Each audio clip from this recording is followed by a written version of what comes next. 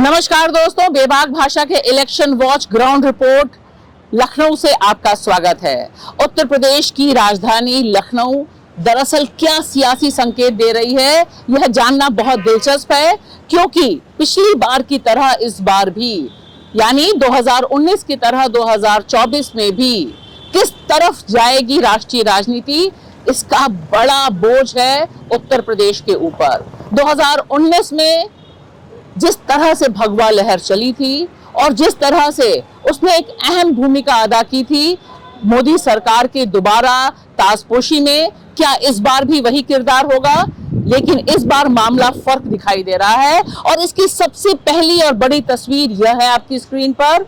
अरविंद केजरीवाल और अखिलेश का साथ आना, साथ प्रचार करना, और उसमें भी जिस तरह से दिल्ली के मुख्यमंत्री जो अभी जमानत पर बाहर आए हैं, अंतरिम जमानत मिली है, और उन्होंने यह दांव खेला है उत्तर प्रदेश को ही फोकस में रख के कि अगर मोदी जी तीसरी बार सत्ता में आते हैं तो योगी जी का पत्ता कट जाएगा।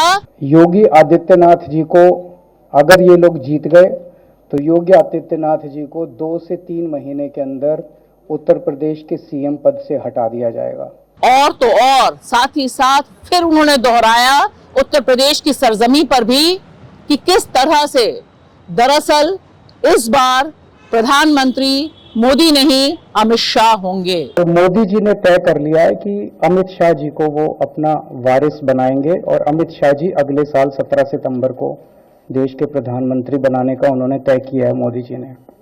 और इस तमाम सियासी कयास के भीतर, उसके ठीक बीच में उत्तर प्रदेश में बड़े पैमाने पर यह तो दिखाई दे रहा है साफ तौर पर कि भारतीय जनता पार्टी के लिए, एनडीए गठबंधन के लिए अपना पिछला प्रदर्शन रिपीट करना मुश्किल है।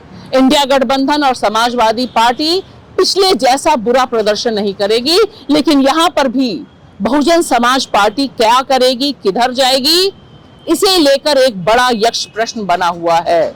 क्योंकि पिछले विधानसभा चुनाव में बसपा की जो वोट कम हुए, उसने योगी आदित्यनाथ का और भाजपा का ग्राफ बढ़ाया, इसे लेकर कोई संदेह नहीं है। लिहाजा ये चुनाव और उत्तर प्रदेश की सियासत, इसका जो कनेक्ट है वो बहुत दिलचस्प है। मध्य प्रदेश, उड़ीसा की राजधानी, मिजोरम की धरती से, कश्मीर से, हरियाणा की जमीन में, जुहू बीच, मुंबई, हैदराबाद से,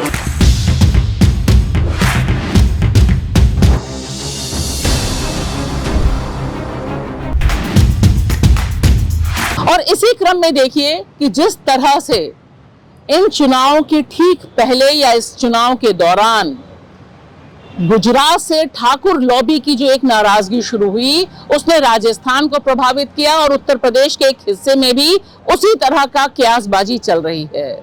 ऐसे में अरविंद केजरीवाल का यह दांव कितना जमीन पर असर करेगा, इस बारे में तो कुछ नहीं कहा जा सकता। लेकिन अगर सिर्फ और सिर्फ आप योगी आदित्यनाथ का प्रचार देखें तो जिस तरह से वे उग्र हिंदुत्ववाद की बैटिंग कर रहे हैं और उसमें इस तरह के डेंजरस स्टेटमेंट भी दे रहे हैं जिसमें वो कह रहे हैं कि एटम बम कोई फ्रिज में रखने वाली चीज नहीं है, उसका एटम बम फेंकने के लिए है, तो हमारे पास हमारा एटम बम फ्रिज में रखने के लिए नहीं है। उसने यह बताया है कि वह दरअसल इस चुनावी समर में मोदी जी के नफरती एजेंडे को और पार करते हुए उस पे और ज्यादा दूर तक की बैटिंग और बॉलिंग करने के पक्ष में दिखाई दे रहे हैं। आप तमाम उनके भाषण देख लीजिए, एक के बाद एक जिस तरह के भाषण आ रहे हैं, उससे ऐसा लग रहा है कि दरअसल हिंदुत्व के कार्ड पर जो मोदी जी बैटिंग कर रहे हैं राष्ट्रीय स्तर पर,